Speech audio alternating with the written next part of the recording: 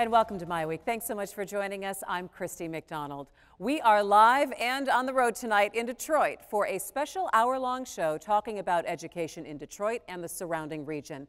We're at Cass Technical High School on 2nd Avenue, ranked among the top 5% of schools in Michigan. And our conversation tonight will focus on successes in education like at Cass Tech, as well as the challenges faced in Detroit and other districts across the state. We'll hear from the people who have the most at stake: parents and students, administrators and teachers. Plus, we have an audience with us tonight.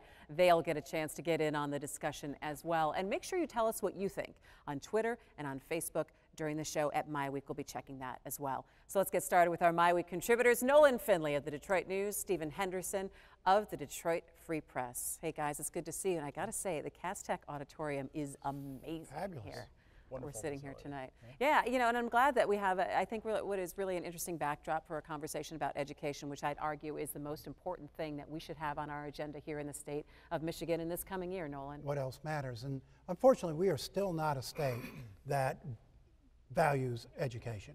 We're not, either our political leaders or our people. I mean, we aren't demanding better. Other states have decided everybody's going to pull together, set aside their interests, set aside, you know, the turf wars, and work together on a cohesive plan to improve education in their state. I'm talking about places like Massachusetts, Tennessee, Florida, where they've decided on a single plan where they're all pulling together.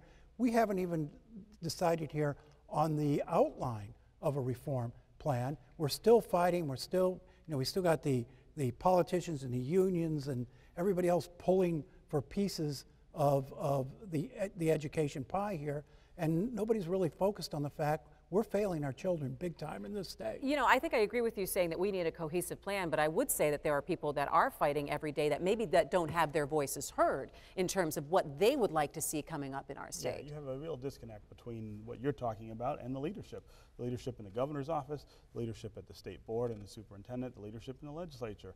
That's where we are being failed, and increasingly the pressure is on local school districts, parents, teachers, administrators to try to find their way to something better without that leadership at the top. And that's, I mean, it's ridiculous to start with. Other states are doing better, but it's also really unfair. Well, I think it's a very difficult task as well. So we're going to be talking about Michigan as a whole, but we are going to be concentrating on Detroit here, doing this show live in Detroit.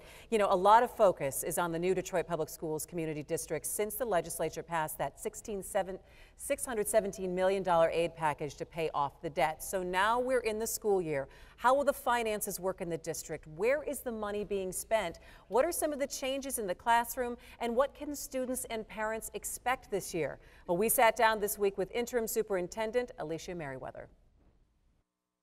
In the past years, we've basically had to take $1,100 off of the top of the per pupil allocation to pay debt, and that is not happening this year. So that's great. Another thing that is good news, if you would put it in that category, is we also received about $25 million to invest, and the district chose to invest those in academic programs, safety, and facilities. And then, of course, a piece of that is put aside for cash flow. So our first payment from the state comes in October, and so to make sure that we have smooth sailing until that October date, we've set aside some of that money to get us to that SAN payment, or the state aid note payment. It is a year of change at the Detroit Public Schools Community District. There are new programs like tuition-free Montessori and shared learning classes. And this summer, DPS worked on a new academic plan to move the district forward with the help of teachers, administrators, and principals. The 5 pillars are literacy, innovation, career pathways, wraparound services, and family and community. So those 5 pillars basically are what we're saying everything that happens in the district needs to be aligned with. Let's just take innovation as one of the pillars. What I'm hoping is that as the district, we really look at ways to remove barriers to innovation. And that goes all the way down to a classroom example. When people in classrooms and in schools feel so constrained by regulations and by expectations and by requirements that they feel that they cannot branch out in creative ways that they think will be better for their students or better for their school, we really do a disservice. And so what I would hope that people believe is that that pillar of innovation is not just a district concept. It actually should apply to the school level and to the classroom level. And I really would like to see people moving forward and thinking of creative ways to teach content. Meriweather wants to put a focus on reading, supply students with free books to keep, and pushing assignments that go beyond the textbook. In many ways, textbooks, as soon as they're printed, are fairly archaic. And so we need to be shifting towards problem solving, critical thinking, and using assignments that actually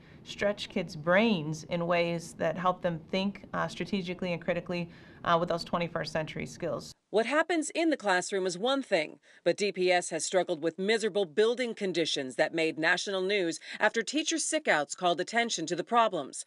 Meriweather says 87 out of 93 buildings are now up to code, and more money is being used to start fixing the others. We're talking about school buildings with 30, 50 classrooms, offices, bathrooms, windows. You know, all of these things take resources, and so we've got to be very conscientious and very focused about how we use the resources we have, and then figure out how to leverage additional resources to get that work done. You cannot just say, we're going to make lesson plans great, and the schools are going to get great.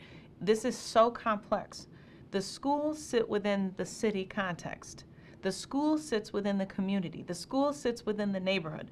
And so whatever's happening in the neighborhood also has to be considered as we're moving this district forward. I've been asked the question, you know, what is your response to students leaving the city to go to schools outside of the city? My response is we need to be focused on being the best, because when you're the best, you don't worry about people going elsewhere. And so my hope is that we continue on this journey towards excellence, and that while I sit in this role as interim superintendent, that I figure out as many ways as possible to remove barriers that would prevent excellence, and then really help drill down resources and support to encourage excellence, and to make sure that what we're offering at every single school is the very best education possible. And Alycia Meriweather gives credit to the staff this year. She also says the district is addressing class size that people have complained about as they settle in these first few weeks. And she is also looking forward to the community engaging and voting when it's time to pick a school board this November.